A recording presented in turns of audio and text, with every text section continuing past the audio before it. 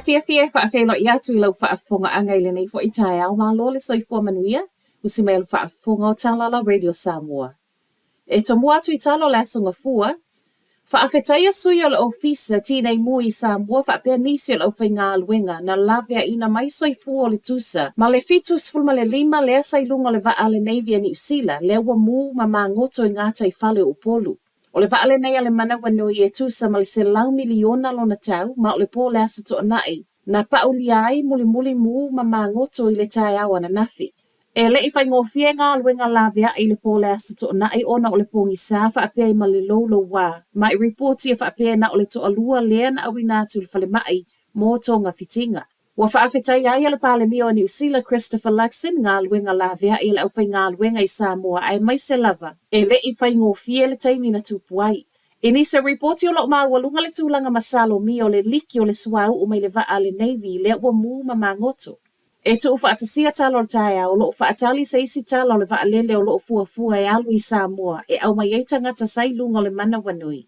Ai mai le ministau pui ngā ni usila Judith Collins e le o tele sanatala pe whaamata o yeise inisiua mole mana wanui pau o lea na ona whai mai o le ai so esu enga wha le tūla whono e so esu e le mafu ango le mea watupu ma o so esu enga fo inei e ono whai tau ma sina.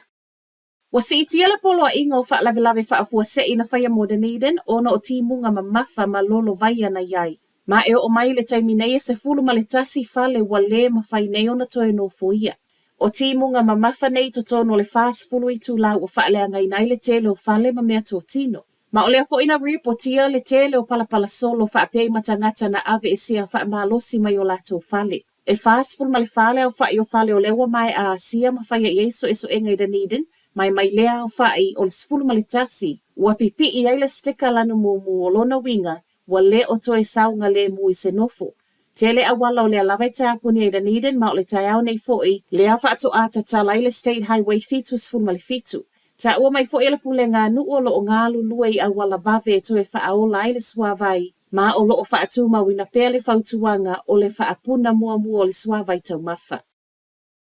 E whātai si ma le valu le mālose o le mafui e na lului nai saute I sa e Hawke's Bay I le pō na pō. Se fulu ono kilomita le lo loto e pe ona whaamawina ma o lo o whaamatalaina I le geonet e mālosi. E silia ma le lua afe I lato reportia na whaalongoina ma o le lua sfulu minute e te ele sfulu ma le tasi na pō le ana lulu wai.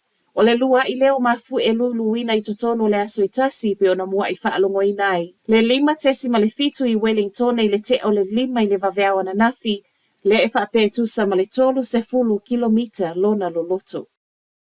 Ua maua tino mali liwo tangata e to atolu le ana I totono le taavale na lavea ma mangoto I le vai Mabra. Lata I le tulai lua I le vaveawa na nafi le ana lavea I le fitaula ingo awala I le State Highway tasi ma Bush Road I Tua Marina ma e whaapeto o lima sai totono le taavale.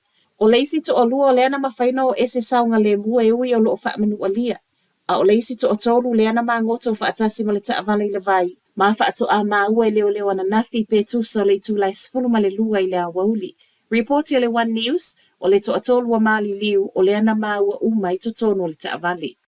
Ma tala muli, ma ua le tino maliu o le ali I lungo le awala tele I au kilani I le po le aso to nai. O le moa o le awala I Point England pe tusa o le te o le sfulu ma le tasi le po le aso to nai lea wa whaamaonia mai e leo na mawai.